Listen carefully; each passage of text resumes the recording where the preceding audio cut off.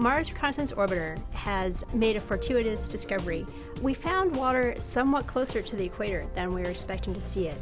We discovered several new impact craters that dredged up or excavated ice from below the surface. These craters were found between about 45 and 55 degrees north, so that's the latitude of about Paris. The context camera team detects new impacts by examining before and after images of a certain portion of the surface and then looking for changes. Usually what they see is a dark mark that the impact has left on the surface. So then the higher resolution camera, the high-rise camera, follows up on that observation. When HiRise went in and took an image of these small craters, they saw this very bright blue material that was poking out from the bottom of these craters, and it looked a lot like water ice. So they took this image using their spectrometer, saw that in one of the 5 there was in fact a signature of ice. HiRise continued to take a series of images over several hundred days, and what they were actually able to do is watch how the ice disappears over time.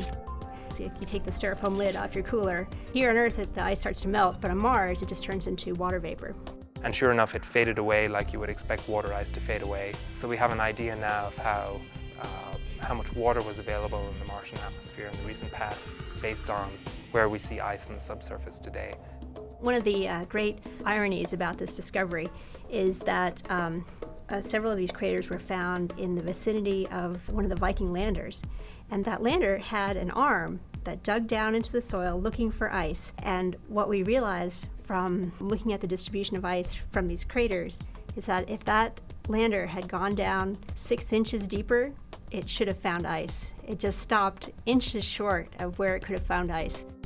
I think one of the things that's really interesting about this is that it gives us a new window into the water story on Mars. You know, the whole Mars program has been following the water, and this is our first insight into how water and climate have changed on Mars over the last 10 to 100,000 years. It gives us another piece of the puzzle to understand the climate history of Mars.